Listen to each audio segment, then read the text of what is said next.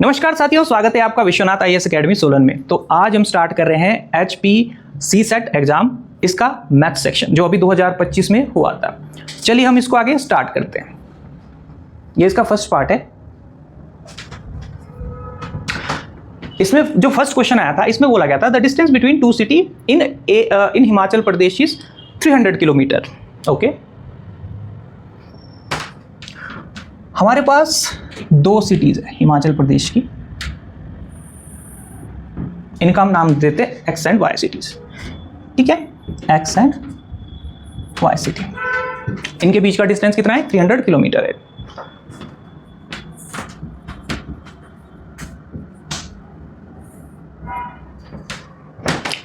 To car A and B start simultaneously from B station and move toward each other। ठीक है, इसमें क्या बोला गया कि हमारे पास दो कार है। कौन कौन सी? एक कार A है और दूसरी कार B है। ये एक दूसरे की तरफ मूव कर रही है ना। इसमें बोला गया है the speed of one of them is 7 kilometre per our more than that of others. ठीक है, मैं A की स्पीड, एक्स सिटीज का नाम है तो मैं इसकी स्पीड ले लेता हूं n किलोमीटर पर आवर। तो B की कितनी हो जाएगी? 7 उससे ज़्यादा हो जाएगी, यानी n+7 kilometre per our. Okay, अब इसमें क्या बोला गया है? If the distance between them after 2 hours of their start is 34 kilometre. मतलब 2 घंटे वो दोनों कारें चली, 2 घंटे चलने के बाद क्या होता है, जो डिस्टेंस बचता है उनके बीच में, कितना बचता है? वो 34 किलोमीटर बचता है। ठीक है, इसका मतलब क्या है? कार ने, जो दोनों कारें हैं, इन्होंने डिस्टेंस कितना ट्रैवल कर लिया? इन्होंने डिस्टेंस ट्रैवल कर लिया 300 - 34, 34 किलोमीटर वापस बच रहा है आफ्टर 2 आवर्स। ठीक है, 300 में से 34 माइनस करेंगे, 300 में से 30 माइनस करेंगे, 270, 270 में से 4 और माइनस करेंगे तो 266 किलोमीटर। ठीक है, दोनों कारों ने 266 किलोमीटर 2 आवर्स में ट्रैवल कर लिया। अब आप ध्यान से देखिए, इसमें एक कंसेप्ट यूज होगा अभी रिलेटिव स्पीड का। क्या होती है रिलेटिव स्पीड? ठीक है, रिलेटिव स्पीड होती है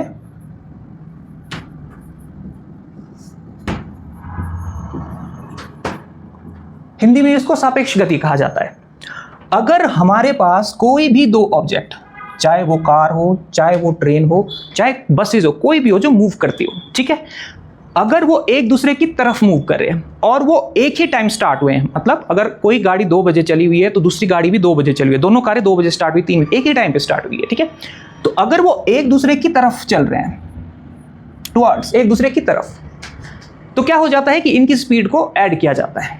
ठीक है, लेकिन अगर वो सेम डायरेक्शन में चल रहे हैं, ए भी इधर ही चल रहा है, बी भी इधर ही चल रहा है, तो इनकी स्पीड फिर माइनस हो जाती है। सेम डायरेक्शन में चलेंगे स्पीड माइनस, अपोजिट डायरेक्शन में चलेंगे तो स्पीड प्लस। ठीक है, यहां देखो ये क्या हो रहा है, ये बी की तरफ जा रहा है, बी ए की तरफ जा रहा है। इसका मतलब क्या हुआ कि दोनों की डायरेक्शन अपोजिट है। डायरेक्शन अपोजिट मतलब वो एक दूसरे की तरफ आ रहे हैं। ठीक है, इसका मतलब इनकी स्पीड क्या हो जाएगी? ऐड हो जाएगी। दूसरी चीज आप देखिए, यहां पे हमारे पास क्या दिया हुआ है कि इन्होंने 266 किलोमीटर कवर कर लिया है 2 घंटे में। ठीक है, और आपको टाइम कितना दिया हुआ है? 2 घंटे में कवर किया इन्होंने, तो आपको टाइम कितना दिया हुआ है? 2 आवर। अब आप देखिए स्पीड का फॉर्मूला क्या होता है? Speed equal to distance upon time. दूरी बराबर है गति बटा समय, है ना। अब 2 घंटे में रिलेटिव स्पीड के साथ इन्होंने डिस्टेंस कितनी स्पीड से ट्रेवल किया? ठीक है, 266 डिस्टेंस है, टाइम 2 आवर है, तो स्पीड कितनी आ गई? स्पीड आ गई, इसको काट दो, 133 किलोमीटर पर आवर। ये स्पीड है, लेकिन ये कैसी स्पीड है? ये रिलेटिव स्पीड है, ये रिलेटिव स्पीड है। लेकिन उसने क्या बोला हुआ स्टार्टिंग में कि एक की अगर हमारे पास कुछ स्पीड है, हमको पता नहीं है कितनी है कितनी नहीं है, कुछ स्पीड है, तो दूसरे की कितनी हो जाएगी? उससे 7 किलोमीटर पर आवर ज्यादा हो जाएगी। ठीक है, तो इसका मतलब क्या है? रिलेटिव स्पीड एक दूसरे के अपोजिट डायरेक्शन में आ रहे हैं, तो क्या हो जाएगा? n प्लस, ये स्पीड ही तो है, स्पीड, ये n+7 equal to relative speed 133 kilometre per hour. ठीक है, अब इसको हम सॉल्व करेंगे। देखो n+n मतलब आपका ये हो जाएगा n+n 2n + 7 = 133। ये वाला 7 इस साइड चला जाएगा, यानी 2n इक्वल टू 133 माइनस 7। 133 में से मैं 7 माइनस करूंगा, कितना आएगा? 13 में से 7, 7 और 6 13, 126। 2n equal to 126। n की वैल्यू कितनी हो जाएगी? 126/2। इसको काट देंगे, 2 से 126 को डिवाइड करेंगे, 6 और 3, ठीक है। यानी हमारे पास जो n है वो है 63 किलोमीटर पर आवर, ठीक है। अब आप b देखिए, b की स्पीड कितनी हो जाएगी? इससे 7 ज़्यादा है, इससे 7 ज़्यादा है, तो कितना हो जाएगा आपका? ठीक है, 7 ज़्यादा है तो ये हो जाएगा 70 किलोमीटर पर आवर। अब देखिए कौन सा ऑप्शन है हमारे पास, ये एक की 63 किलोमीटर पर आवर है, दूसरे की 70 किलोमीटर पर आवर है। ऑप्शन सी हमारा आंसर हो जाएगा, ठीक है। ये फर्स्ट क्वेश्चन था। चलिए अब सेकंड क्वेश्चन पे चलते हैं।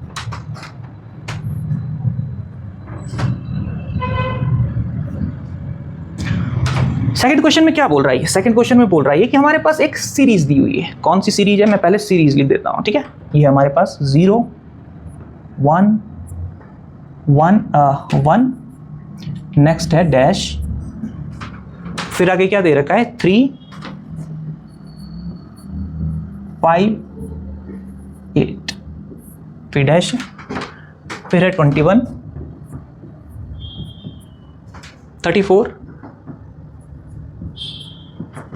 34 के बाद क्या है? 55 है,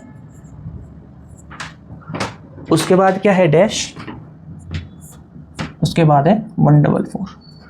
मतलब जो हमारे पास ये डैश डैश है, इनको हमको फिल करना है। कौन कौन से है? देखो, एक तो यहां हो गया, एक यहां हो गया, और थर्ड आपका यहां हो गया, ठीक है। अच्छा, अगर मैं इसको ध्यान से देखता हूं, सीरीज को ध्यान से देखना, ये 0 + 1, 0 और एक को ऐड किया हुआ है, वो चीज उन्होंने नेक्स्ट लिखी हुई, इन दोनों को ऐड किया हुआ है, फिर नेक्स्ट लिखा हुआ है। अब आप नेक्स्ट देखिए, 5 + 3 आपका 8 हो जाएगा, ठीक है। अब आप नेक्स्ट देखिए, 21 + 34, 21 + 34, 55 हो जाता है, ठीक है। इसका मतलब क्या होगा?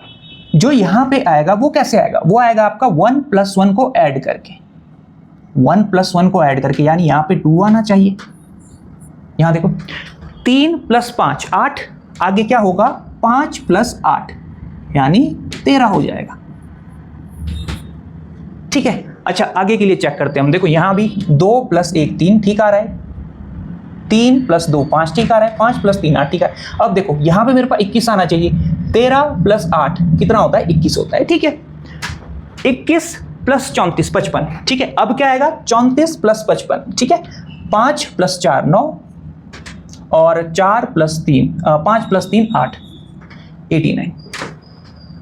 इस सीरीज को क्या बोला जाता है? जब आपकी ऐसी सीरीज आती है जिसमें पहले वाले नंबर के साथ दूसरा वाला नंबर जोड़ा जाता है, वो थर्ड बन जाता है नंबर, ठीक है। फिर सेकंड और थर्ड को ऐड करेंगे, वो फोर्थ बनेगा, थर्ड और फोर्थ को ऐड करेंगे, वो फिफ्थ बन जाएगा, ठीक है। एक को ऐड करके फिर उसको नेक्स्ट, एक को नेक्स्ट के साथ ऐड करके वो अगला, फिर उसको अगले के साथ ऐड करके, ऐसी सीरीज चलती है। इस सीरीज को बोला जाता है आपका फिबोनाची सीरीज। ये आपकी एक तरह से फिबोनाची सीरीज है, ठीक है। तो हमारा आंसर क्या आ रहा है? हमारा आंसर आ रहा है 2, पहले डैश में 2, अगले डैश में क्या आ रहा है? 13, और लास्ट डैश में क्या आ रहा है? 89 आ रहा है, ठीक है। अब ऑप्शन देखेंगे कहाँ है हमारे पास, देखिए 2 13 89 है ना, यानी ऑप्शन नंबर 1 हमारा आंसर आ रहा है, ठीक है। ऑप्शन 1 क्या है? 2 13 और 89, ठीक है।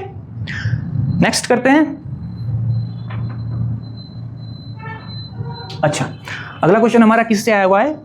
Shalini's mother is 12 year more then twice of Shalini age. After 8 years she will be 20 years less than 3 times of Shalini age. Then age of Shalini's mother is. ये क्वेश्चन आया हुआ है एज से, ठीक है। कैसे करेंगे हम इसको? इसमें क्या बोला गया है कि 2 व्यक्ति है, एक शालिनी है, एक शालिनी की मदर है, ठीक है। दूसरी चीज जो आपका एज होता है, ठीक है, वो टाइम बेसिस पे चलता है। टाइम बेसिस पे जैसे मान लो पास्ट, प्रेजेंट और फ्यूचर, ठीक है। पहले मैं 2-3 चीजों को लिख लेता हूं। देखो हमारा जो एज चलता है कैसे चलता है? देखो पास्ट, इसको मैं थोड़ा ऊपर लिख लेता हूं,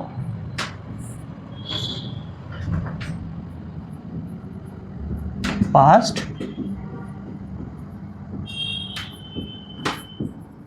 और फ्यूचर पर। हिंदी में बोलेंगे इसको पास्ट मतलब भूतकाल पे,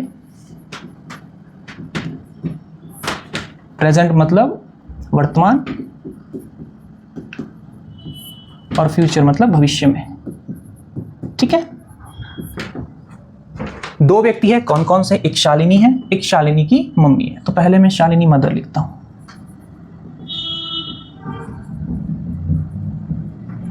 ठीक है, और दूसरी कौन सी है? दूसरी है शालिनी। अब इसमें नेक्स्ट क्या बोला हुआ है? ठीक है, इसमें नेक्स्ट बोला हुआ है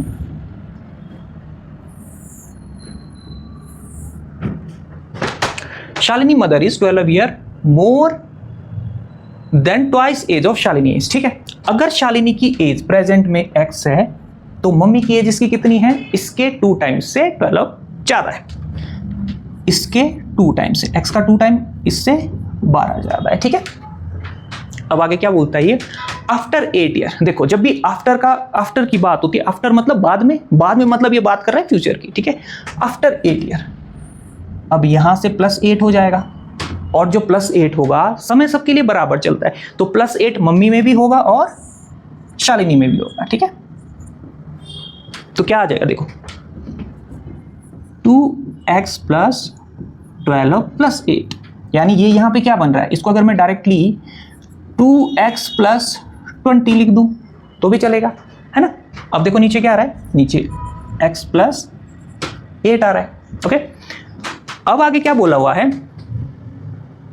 after 8 year she will be 20 year less than 3 times of Shalini's age. Okay, ठीक है, अब मैं क्या करता हूं? इन दोनों को इक्वेट करता हूं, बराबर करने की कोशिश करता हूं। ठीक है, सबसे पहले यहां पे मैं लिखता हूं शालिनी के मम्मी की एज 8 साल बाद, 2x + 20 = x + 8। ये शालिनी की एज है, ये शालिनी के माँ की एज है ना। आफ्टर 8 ईयर हमने दोनों में 8 जोड़ दिया। ठीक है, she will be 20 year less than 3 times of Shalini age. ये कितना है? जो शालिनी की मम्मी है ये कितनी है?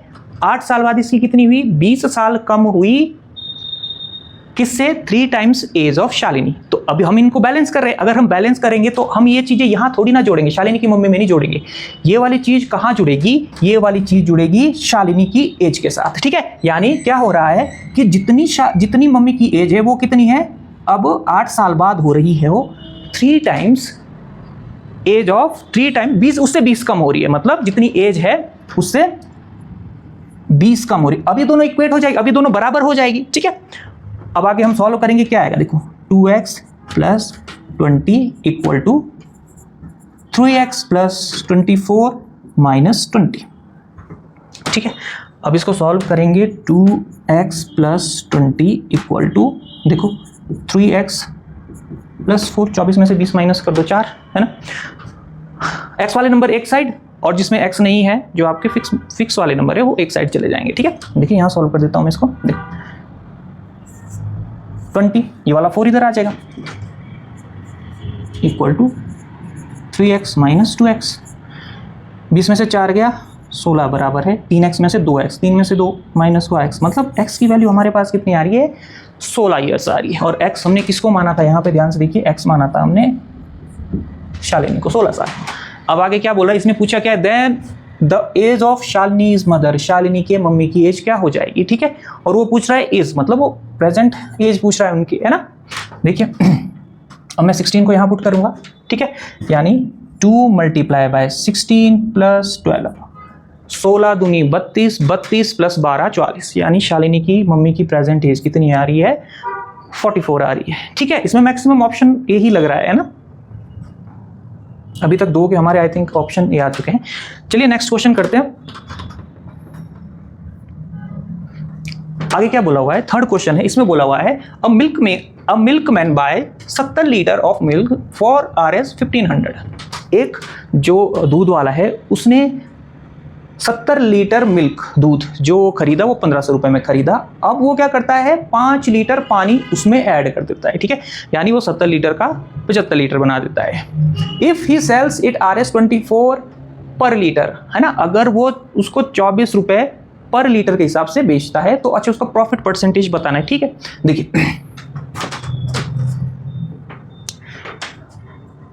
3 चीजें होती है।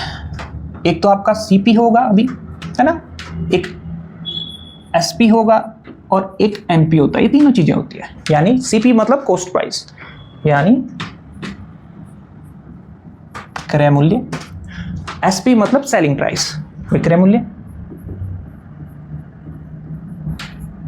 और एमपी मतलब मार्क प्राइस यानी अंकित मूल्य। इसमें बोला गया है कि एक व्यक्ति दूध लेता है 70 लीटर, ठीक है, मतलब उसका कॉस्ट प्राइस कितना है, सीपी वो ले रहा है, अभी सीपी चला है, कॉस्ट प्राइस चला है, वो 70 लीटर लेता है 1500 रुपए में, ठीक है। इसका मतलब उसका 1 लीटर का कितना हो जाएगा,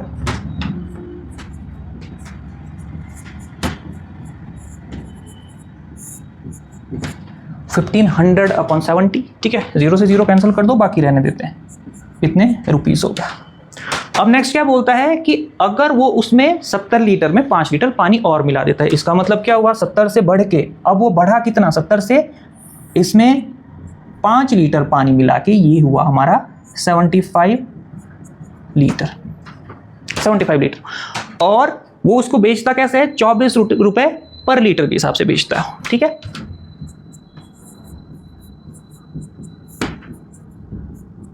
ये बेच रहा है, ठीक है। ध्यान से देखो, ये हुआ आपका कॉस्ट प्राइस 70 लीटर का, और 5 लीटर पानी मिलाने के बाद हमारे पास जो टोटल दूध बना है वो बना है 75 लीटर, जिसका आपका सेलिंग प्राइस कितना हुआ है, 24 रुपए पर लीटर। अच्छा, अगर मैं इसको ध्यान से देखूं और इसको काट दूं, अगर मैं इसको काट दूं तो कितना आता है, देखो 7 का डबल 14, 10 आपका आता है 7 एकम 7 पॉइंट 3 पर 7 चौका 28, ठीक है। अप्रॉक्स आपका 21 रुपए 40 पैसे के आसपास आता है। लेकिन हमको क्या पूछा हुआ है, हमको पूछा हुआ है कि उसको प्रॉफिट परसेंटेज कितना हो रहा है। अच्छा, मैं यहां पे अगर ये जो आपके पास है ना 24 रुपए पर लीटर, ये 1 लीटर का है, ये 1 लीटर का, ये 75 लीटर का नहीं है, ठीक है। 75 लीटर आपका ये दूध बना है पानी मिला के, ठीक है। अब अगर ये आपके 1 लीटर की कॉस्ट है, ये आपके 1 लीटर की कॉस्ट है। अब नेक्स्ट देखिए, अगर 1 लीटर की कॉस्ट आपकी 24 रुपए पर लीटर जो बेच रहा है ना, सेलिंग प्राइस, तो अब आप निकालिए, अगर वो 75 लीटर बेच रहा है तो कितनी हो जाएगी, तो ये हो जाएगी 75 मल्टीप्लाई बाय 24, ठीक है। 75 से 4 को मल्टीप्लाई करेंगे 150 300, हाँ 150, ठीक है। 00538 है, यानी जो आपका 75 लीटर है वो दूध कितने का जा रहा है, 1800 रुपए का जा रहा है, ठीक है। वो दूध 1800 रुपए का जा रहा है।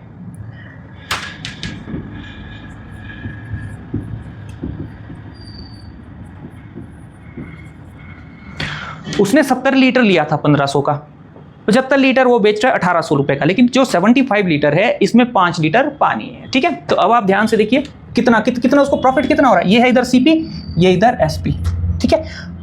1500 से 1800 रुपए उसको फायदा हो रहा है। कितना फायदा हो रहा है उसको, 300 रुपए का फायदा हो रहा है। कितने, जो आपका लाभ होता है वो हमेशा क्रय मूल्य पे होता है, कॉस्ट प्राइस पे होता है। कॉस्ट प्राइस कितना है, 1500 इंटू 100, 3 एकम 3, 3 पंजे 15, 5 दूनी 10, यानी उसको कितना, उसको 20% का प्रॉफिट हो रहा है, 20% का प्रॉफिट हो रहा है, यानी हमारा आंसर आएगा option number B. Next question देखिए, क्वेश्चन नंबर 5। इसमें क्या बोला हुआ है कि Mohanlal purchase an article of R S this and he allow discount of this and, अच्छा ठीक है, ये भी आपका किसका क्वेश्चन है, ये क्वेश्चन है आपका प्रॉफिट एंड लॉस का। इसमें बोला गया है कि जो मोहनलाल है वो कितने में परचेज करता है, कोई चीज़ 35,000 में परचेज करता है और उसमें 12% का डिस्काउंट दे देता है, ठीक है। डिस्काउंट देने के बाद भी उसको 10% का प्रॉफिट होता है, ठीक है। अब इसको करते हैं, देखो इसमें आपके पास 2-3 चीज़ें होती है, एक तो आपका सीपी हो गया, एक आपका एसपी हो गया, एक आपका एमपी हो गया, ठीक है। यानी सीपी को हिंदी में क्या बोला जाता है, क्रय मूल्य, इसको बोला जाता है विक्रय मूल्य, और इसको क्या बोला जाता है, अंकित मूल्य, इसको बोला जाता है अंकित मूल्य, ठीक है। अब मोहनलाल ने कोई चीज परचेज की, कितने की 35,000 की, ठीक है। देखो इसके बाद क्या बोला जा रहा है कि वो 12% का डिस्काउंट देता है। डिस्काउंट किस पे मिलता है, डिस्काउंट मिलता है आपका एमआरपी पे, ओके। तो यहां पे उसने डिस्काउंट दिया, 12% का। अब नेक्स्ट क्या बोल रहा है वो, इसमें बोला गया है कि वो डिस्काउंट देने के बाद भी 10% का प्रॉफिट कमा रहा है। ठीक है, इसका मतलब क्या हुआ, प्रॉफिट और लॉस कहाँ होते हैं, सीपी पे होता है। अब ध्यान से देखिए, इस पे अगर मैं 10% का प्रॉफिट कमा रहा हूँ तो 35,000 का 10% होता है 3500। ठीक है, इसको मैं निकाल देता हूँ, 2 0 से 2 0 कैंसिल। ठीक है, यानी इसको अगर 3500 का प्रॉफिट हो रहा है तो 35,000 प्लस 3500, ठीक है, कितना हो गया, 0 0 5 5 प्लस 3 8 और 3, यानी जो विक्रय मूल्य आ रहा है वो कितना आ रहा है, 38,500 रुपये आ रहा है। आगे देखिए, अब इसमें क्या बोला जा रहा है कि अगर 12% डिस्काउंट देने के बाद भी उसको 10% का प्रॉफिट हो रहा हो। ठीक है, सीपी आ गया कितना, एसपी आ गया कितना है, 38,500। अगर मैं इसको 100% ले लेता हूँ और आपका एमआरपी परसेंटेज में 100% ले लेता हूँ, 12% का डिस्काउंट दिया जाता है, तो 100 में से अगर मैं 12 माइनस करूँगा तो मेरे पास 88% बच जाएगा। और 88% की वैल्यू कितनी है, आपको दी हुई है, ये डिस्काउंट करने के बाद ये आया ना, तो 1% कितना हो जाएगा, 38500 अपॉन 88। आपको क्या चाहिए, 100% चाहिए, दोनों साइड 100 मल्टीप्लाई कर दो। अब देखिए आगे कैसे होगा, देखो 11 का 8 गुना 88, 11 से काट रहे हैं इसको, 11 का 3 गुना 33, 8 में से 3 माइनस करेंगे 5, 11 5 55 0 0, 4 से काटेंगे तो 4 दूनी 8, 4 से इसको काटेंगे तो 25 चौका 100। ठीक है, 3500 को 2 से भाग देंगे, कितना आएगा, देखो 1 15 7 दूनी 14,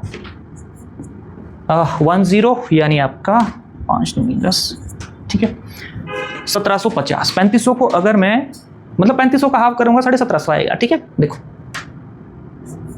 अब मेरे पास 1750 गुणा 25 में करूंगा तो मेरे पास क्या आ जाएगा, मेरे पास आ जाएगा मार्क प्राइस आ जाएगा, किस चीज़ का, जो मोहनलाल ने कोई चीज़ परचेज की है। ठीक है, उसके ऊपर जो टैग लगा हुआ था 5 5 25, 17 का 5 गुणा 85 प्लस 2 87। ठीक है, 0 ये 3500 आ जाएगा, 5 दूनी 10, 17 दूनी 34 प्लस 1 35। ठीक है, इसको ऐड करेंगे, ऐड करके कितना आ रहा है, 0 0 5 7। ठीक है, 8 5 13, 3 1 4। ठीक है, 4, यानी जो आपका एमआरपी है, मार्क प्राइस है, एमआरपी वो कितना है, 43,750। ऑप्शन में देखते हैं, 43,750 आपका ऑप्शन सी आ रहा है। ठीक है, तो अब नेक्स्ट क्वेश्चन में चलें।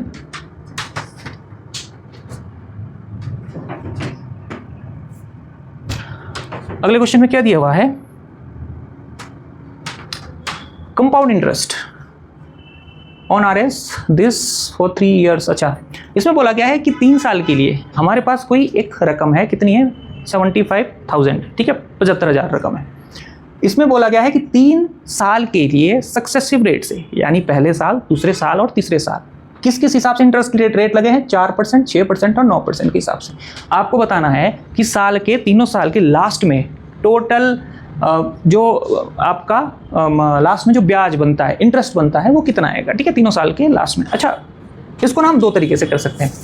एक इसमें क्या बोला हुआ है, ये आपका सक्सेसिव इंटरेस्ट रेट, या तो टोटल सक्सेसिव इंटरेस्ट रेट निकालते हैं, या फिर पहले साल का, दूसरे साल का, तीसरे साल का निकाल के वैसे भी कर सकते हैं। हम सेकंड मेथड करेंगे। एक तो नॉर्मली आपके फॉर्मूले से भी निकल जाता है, उससे भी हम निकाल सकते हैं, लेकिन मैं आपको एक थोड़ा सा और मेथड बताऊंगा। देखो क्या करना है कि इसमें हम सक्सेसिव मेथड का फॉर्मूला लगाएंगे।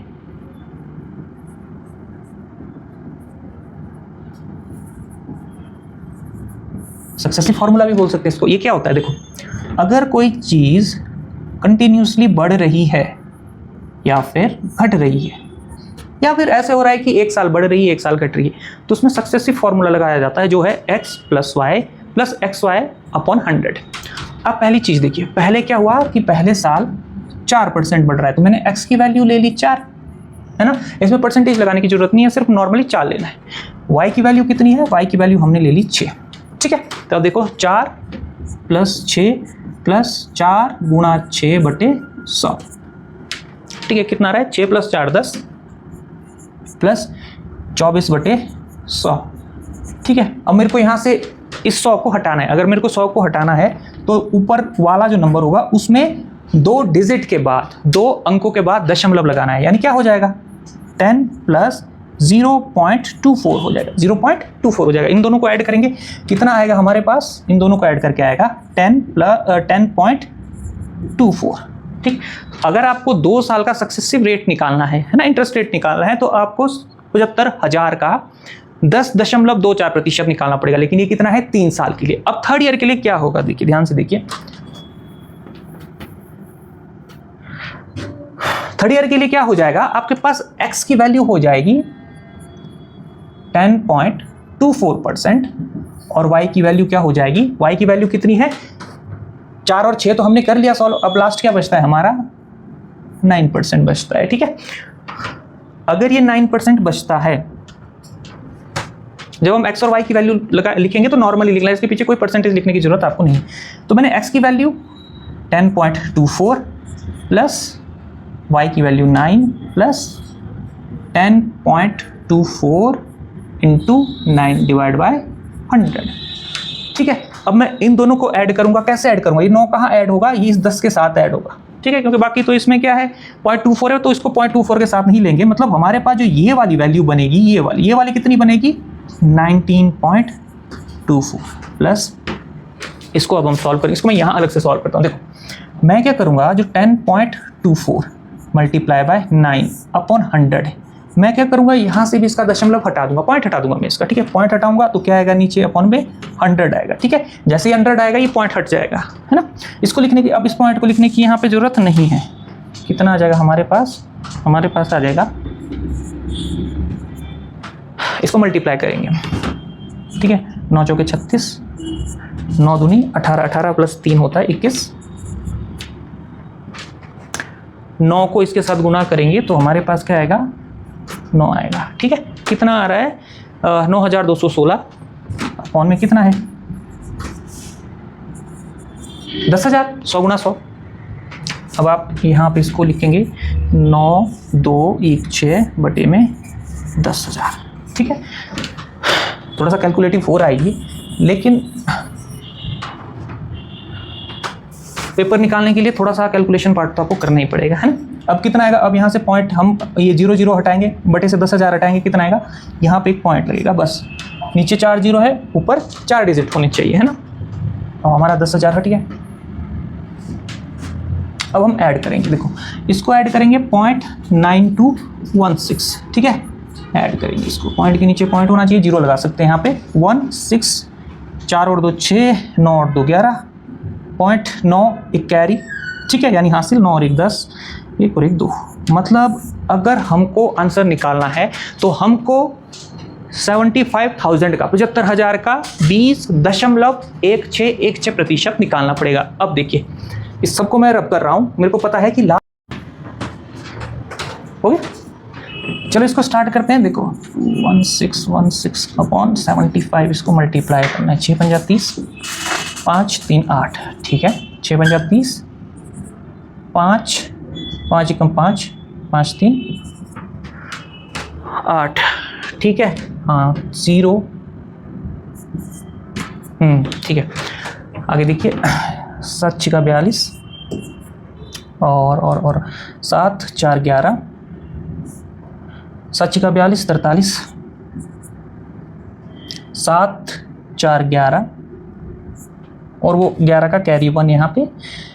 ठीक है, आगे देखिए 7 दूनी 14, ये आ रहा है हमारे पास। इसको ऐड करेंगे, 5 और 2 10, 8 और 2 10 सॉरी, 1 1 2 5, 8 और 3 11, 1 1 2,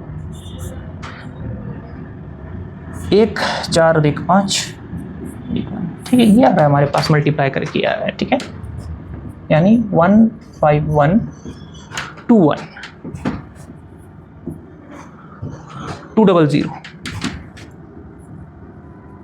डिवाइडेड बाय, किससे होगा, डिवाइडेड बाय 1000, 1000 से। ठीक है, अब आप आगे देखिए 2 0 से 2 0 कैंसिल। ठीक है, 1 0 बची है तो आपने ऊपर पॉइंट लगाना है। 15121.2, ये हमारा आंसर आ जाएगा। हमारा आंसर क्या आ रहा है? हमारा आंसर आ रहा है 15,121.2, 15,121.20, ठीक है, 20 या फिर 2, ठीक है। चलिए अगला क्वेश्चन स्टार्ट करते हैं।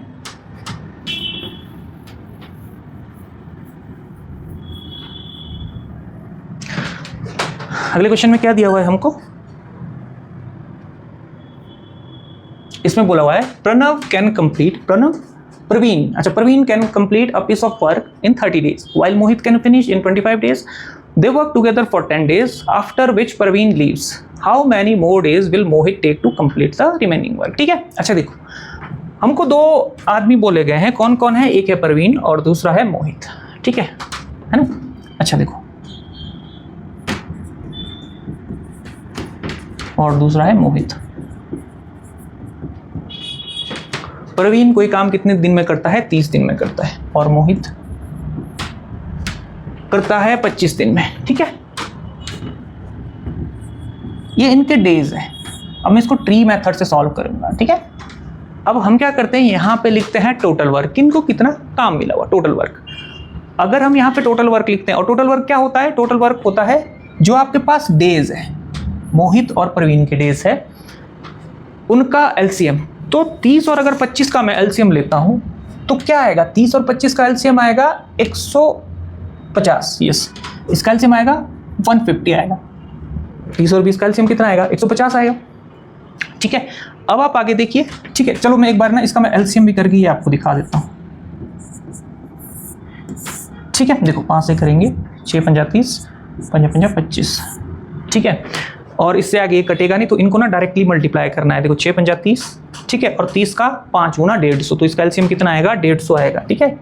5, ये वाला 6, ये वाला 5, ठीक है। देखो 6 पंजा 30, 30 का 5 गुना होता है 150, एलसीएम आ गया। अब आप नेक्स्ट देखो, इसमें और क्या होता है? इसमें और होता है, यहाँ पे हम एफिशिएंसी लिखते हैं। यहाँ पे आएगी प्रवीण की एफिशिएंसी, यहाँ पे आएगी मोहित की एफिशिएंसी। एफिशिएंसी क्या होती है? एफिशिएंसी होती है कि अगर हमको 150 कोई भी काम दिया हुआ है, 150 यूनिट, और प्रवीण 30 दिन में कर रहा है, तो वो एक दिन में कितना करेगा? वो उसकी क्या होती है? एफिशिएंसी होती है। अगर प्रवीण 150 वर्क, ठीक है, 150 इसको चॉकलेट खानी है, अगर ये 30 दिनों में कंप्लीट कर रहा है प्रवीण, तो एक दिन में कितना खाएगा? 150/30, ठीक है। कितनी खाएगा एक दिन में? 5 चॉकलेट खाएगा। इसी तरह से मोहित अगर 150 चॉकलेट ये 25 दिन में खा रहा है, तो एक दिन में कितनी खाएगा? 25 का 6 गुना होता है 150, ठीक। ये इनकी क्षमता है। 150 चॉकलेट 30 दिन में खा रहा है, तो एक दिन में कितनी खा रहा है? 5। 150 चॉकलेट 25 दिन में खा रहा है, तो एक दिन में खा रहा है 6, ठीक है। अब आगे क्या बोल रहा है? They work together for 10 days। इन दोनों ने 10 दिन तक काम शुरू किया, ठीक है। अच्छा देखो, प्रवीण और मोहित ने 10 दिन तक काम साथ किया। अगर ये 10 दिन तक साथ काम कर रहे हैं, तो इसका मतलब क्या हुआ? ये 5 चॉकलेट खाता है, ये 6 चॉकलेट खाता है। अगर ये दोनों साथ में काम कर रहे हैं, तो एक दिन में कितनी खाएंगे? 6 और 5 11। एक दिन में दोनों मिलके 11 चॉकलेट खाएंगे। 6 + 5 11, और 10 दिन तक इन्होंने साथ ही किया, तो इसका मतलब 110 यूनिट इन्होंने काम कर लिया है। 110 यूनिट इन्होंने काम कर लिया, तो अब बचा कितना? 150 यूनिट था, 150 चॉकलेट थी, इसमें से 110 खा ली, यानी आपके पास कितनी बचती? वापस 40 बचती है। अब आगे क्या बोल रहा है? After which Praveen leave. अब इसके बाद प्रवीण चला गया, ठीक है। 10 दिन के बाद प्रवीण चला गया। प्रवीण एक दिन में कितनी खाता था? 5 चॉकलेट खाता था। तो अब बचा हुआ काम है, जो 40 चॉकलेट है, उसको कौन खाएगा? उसको आपका मोहित खाएगा। कितनी? देखो 40 और खत्म करता है 6 दिन में। खत्म करता है कितने दिन में? 6 दिन में खत्म करेगा ये। मतलब 6 चॉकलेट एक दिन में, 6 नहीं, 6 चॉकलेट एक दिन में खा रहा है। 40 बची हुई, इसका मतलब क्या होगा? इसको काट दो, या ये क्या हो जाएगा आपके पास? ये हो जाएगा वर्क अपॉन एफिशिएंसी, यानी टाइम। वर्क अपॉन एफिशिएंसी, कार्य बटे क्षमता, है ना। तो आपका समय होता है वो, ठीक है। 2 से काटेंगे 2 × 6, 2 से काटेंगे 20 दूनी 40, यानी हमारा आंसर कितना आएगा? जो बचा हुआ काम है मोहित कितने दिनों में करेगा? 20/3 दिनों में करेगा, ठीक है। इसमें पूछा क्या हुआ है? हाउ मैनी मोर डेज, जो एक्स्ट्रा टाइम लगेगा, will Mohit take to complete the remaining work. जो बचे हुए काम के लिए मोहित टाइम लेगा, वो कितना लेगा? वो लेगा 20/3। इसी में हमारे पास ऑप्शन है, ऑप्शन नंबर बी, है ना। हमारा आंसर आएगा 20/3, ठीक है। चलिए नेक्स्ट क्वेश्चन स्टार्ट करते हैं। इसमें क्या बोला गया है कि एक आपके पास मशीन है जिसका जिसकी वैल्यू कितनी है 70,000 रुपये। लेकिन क्या हुआ कि नेक्स्ट ईयर उसकी वैल्यू घट के कितनी हुई, वो वैल्यू हुई 5% घटी, फिर नेक्स्ट कितनी घटती है 10% घटती है नेक्स्ट ईयर, ठीक है। इसका मतलब क्या है कि मान लो हम एक मोबाइल परचेज करते हैं 70,000 का, अब नेक्स्ट ईयर क्या होगा, उस मोबाइल की कॉस्ट आपके पास घट के 5% घटेगी और उसके बाद उसकी वैल्यू नेक्स्ट ईयर फिर से 10% घट जाएगी, ठीक है। आपको इसको इस तरह से समझना है। तो मोबाइल मान लो एक मशीन जो 70,000 की, इसका डेप्रिसिएशन रेट 5% है, मूल्य घट गया, 5% इसका मूल्य घटा, 70,000 का 5% 3500, ठीक है ना।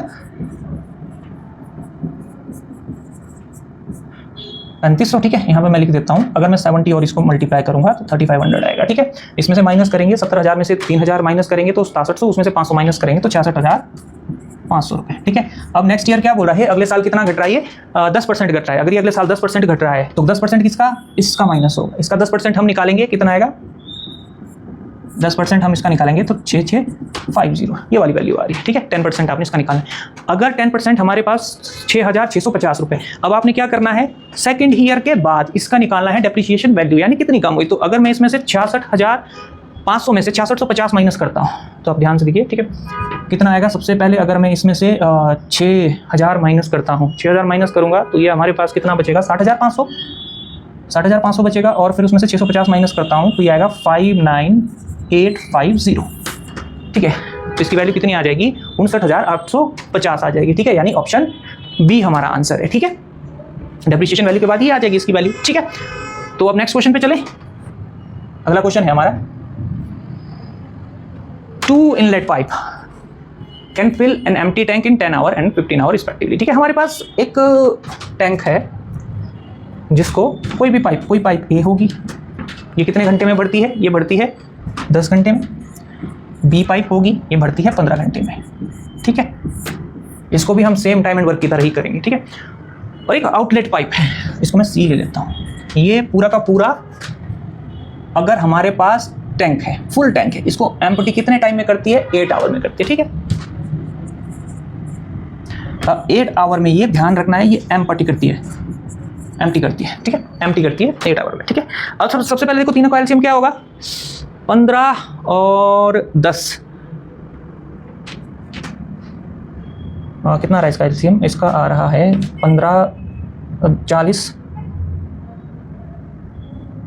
120 आ रहा है, 120 आ रहा है ना, हाँ 120 आ रहा है इसका एलसीएम। मतलब ये आपको ऐसे करना है 10, 15 और 8, ठीक है, ऐसे करके करना है, ठीक है। 120 आ रहा है इसका एलसीएम, ठीक है। तो अगर मैं इसको 2 से करूँगा तो 5 दूनी 10, ये 15 सेम, और ये 4 दूनी 8, 5 से करूँगा 5 कम 5, 5 15 और 4 आएगा, देखो 4 12, 12 पंजे 60, 60 का डबल 120 ये आ रहा है, ठीक है। देखो इसके बाद यहाँ पे क्या आएगी एफिशिएंसी की। अगर हमारे पास छोटी टंकी, मान लो 120 लीटर की, छोटा सा ड्रम टाइप का है, 120 लीटर है, 10 घंटे में ये खाली कर रहा है, 10 घंटे में भर रहा है, तो इसका मतलब पर आवर रेट उसका क्या हो जाएगा, 12 लीटर पर आवर भर रहा है, ठीक है। यहाँ देखो अगर 120 लीटर टैंक ये भर रहा है पाइप बी 15 घंटे में, मतलब 1 घंटे में कितना आएगा, 15 का 8 गुना 120, ठीक है। अब 8 घंटे में 120 लीटर वाला छोटा सा टैंक खाली हो रहा है, तो इसका मतलब क्या होगा, इसका मतलब होगा ये वाला जो है काम 15 लीटर पर आवर काम हो रहा है, लेकिन ये थोड़ा सा आपका खाली करने का काम हो रहा है, तो मैं इसको नेगेटिव लिख रहा हूँ, खाली करने का काम, ठीक है।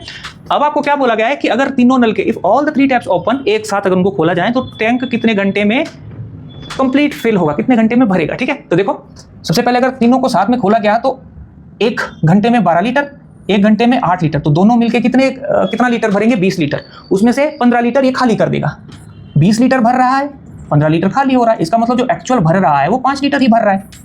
अगर एक्चुअल आपका 5 लीटर भर रहा है और 120 लीटर आपको टोटल भरना है, तो इसको 5 से भाग दीजिए, ठीक है। तो यानी 120/5, ठीक है, 5 दूनी 10, ठीक है, आपके पास 2 0 और 5 चौका 20, यानी 24 घंटे आपको लगेंगे, पूरा 1 दिन लगेगा इस टंकी को फुल भरने में, है ना।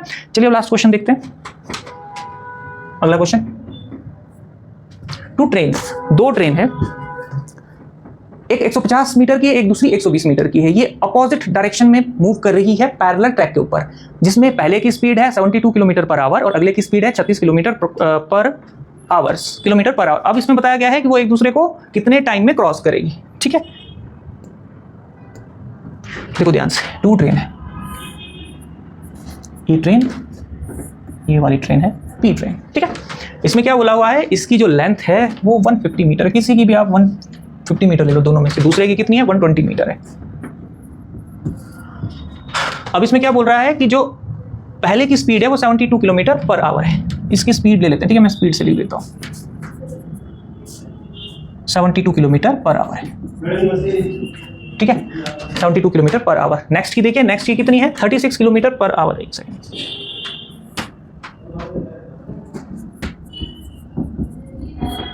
और इसकी स्पीड क्या है, स्पीड ऑफ बी, इसकी है 36 किलोमीटर पर आवर, है ना।